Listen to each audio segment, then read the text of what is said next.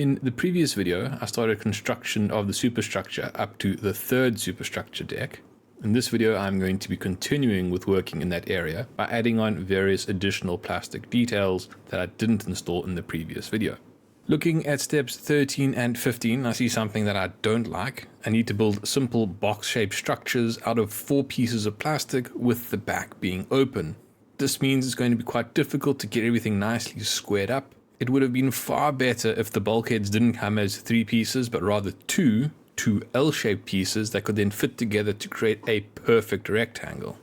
That way I wouldn't have to worry about squaring everything like I'm going to have to do when I construct these boxes. In addition to the plastic components for the barbettes, there are also plastic components, just plates with details on them that need to be stuck to the sides of the other barbettes and this upper level of the superstructure. Once all the plastic components are installed, there will then be a lot of filling with putty and sanding to remove all the seam lines between the components. After that, I'll be able to install the photo etch, which is once again just basically hatches, although there's a different type of hatch in here for a change, so that's nice. While removing the components from their sprue, I inspect them for defects. Fortunately, all of these components are well formed and there isn't any flashing. Also, all the injection points are in reasonable places, which means cutting off the plastic and then filing off that little bit of excess is quite easy, so all the components are cleaned up in short order. The next step, and I'm sure you're getting into the routine of this now, is to mark the locations of all the hatches with the number of the hatch that is going to be replaced with in the photo etch, and then to remove the plastic hatches, first with clippers to gouge out the majority of the plastic, and then with a file to remove the excess and to smooth the surface, after which sandpaper is used to remove any deep scratches left by the file. With the plastic components cleaned up and the details removed, construction can now begin, starting with these boxes for the 5-inch barbettes. And right away you can see how it's a bit awkward. I'm unable to just hold the parts together and glue them with extra thin plastic cement. I have to assemble them on the roof. To glue these components together, I'm using Revell Contactor Professional, which is a thicker glue. That way I can place glue first and then place the plastic components in contact with each other on top of the glue.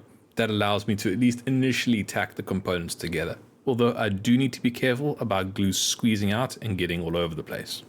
Since there isn't a natural way for these components to clip together, I have to estimate where to position them and then place the next component and adjust all 4 of these components with respect to each other to get them into a reasonable position. This is why I don't like this kind of way of building components like this. It is unnecessarily difficult. You can imagine how if this was just 3 components with the bulkheads being 2 L shapes that clip together and the roof being stuck on top of it, this would be trivial to construct compared to what I have to do now. Anyway, that's enough ranting. Now that I have the components in the good enough position, let's say, reinforce the bond with extra thin plastic cement. The whole process and all the frustration is then repeated for the second barbette. Next up, I'm going to install the various detail plates. There are 4 that need to be installed on the sides of the 5-inch barbettes that go aft of the ones that I've just constructed. These kind of detail plates aren't ideal. It would be much nicer if these details could have been molded directly into the part, but I do understand why it wasn't done that way. It would make it a lot more difficult to create a die to actually create these pieces. Although I think what might have been the best way for creating these pieces would have been to have all of the 5-inch barbettes separate from this main structure, all of them molded as 3 pieces, 2 L-shaped pieces for the barbettes, and then a piece for the roof. That way they would have been strong, easy to construct, and far easier to position on the model. Anyway, this is what we have, so I will learn to live with it.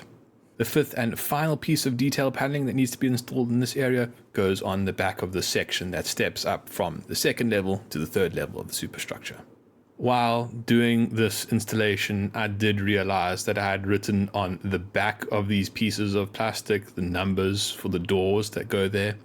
That was a bit of an oversight, but fortunately I do record the work that I'm doing, so I'm able to go back and look at the video to see what type of hatch should go where.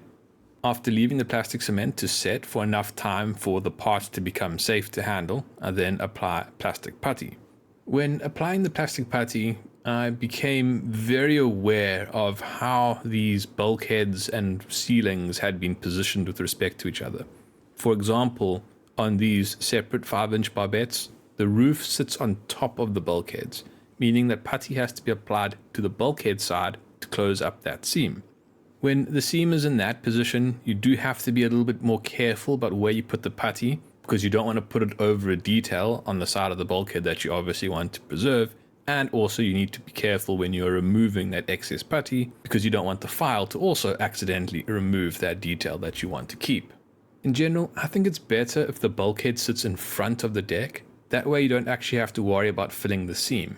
That is because you'll typically install a handrail on top of that edge of the bulkhead, which will conceal its position, and you won't need to worry about the deck going all the way up to the edge. In fact, when it comes to wooden decks, it's going to stop just short of the edge of the deck, precisely where the detail plate starts.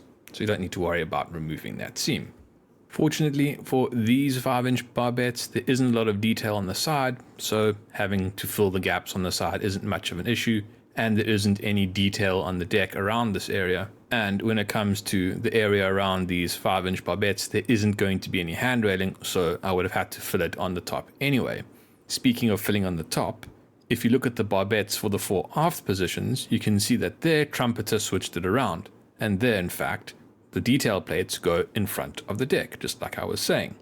Unfortunately, this is in an area where there won't be a wood or photo etch deck, which means I have to fill all of these seams anyway.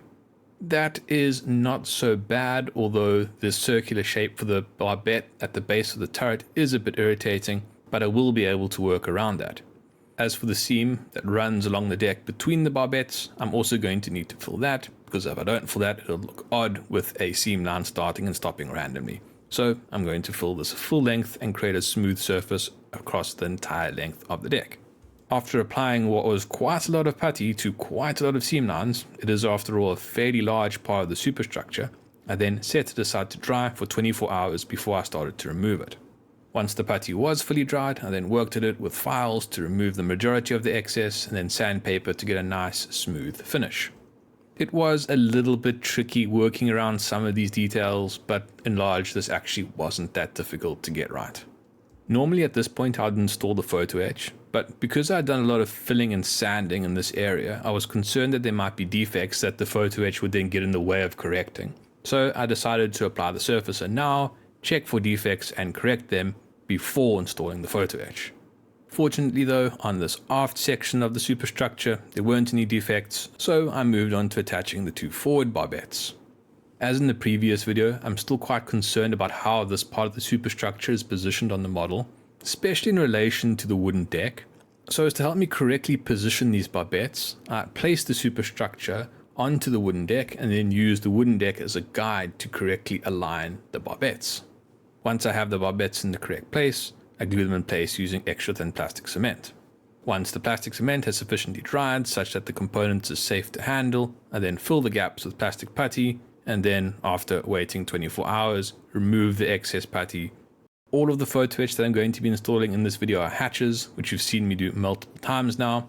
They are removed from their fret and folded into shape.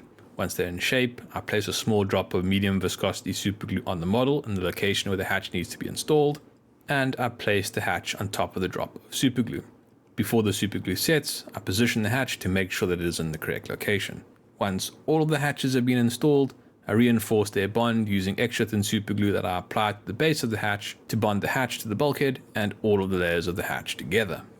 With all of the plastic and photo etch for the structure installed, I give it a once over with the surfacer to reveal any defects. Fortunately, there aren't any defects, so I can move on to the last step for this part of the construction, which is to install some styrene stock in the internal cavity. All that the styrene stock will do is block your view through one porthole straight through the structure and out a porthole on the other side. The styrene stock is glued in place using extra thin plastic cement. That completes the construction of this part of the superstructure. In the next video, I'm going to work on the aft section of the structure that takes the deck from the 2nd level to the 3rd level. There is some interesting photo etch work that needs to be done to create a splinter shield. If you don't want to wait for the scheduled release of videos and want to watch them when they are uploaded, consider becoming a channel member by clicking the join button below. If you would like to support the channel, like and subscribe, and as always, questions are welcome in the comments. Thank you for watching. Cheers.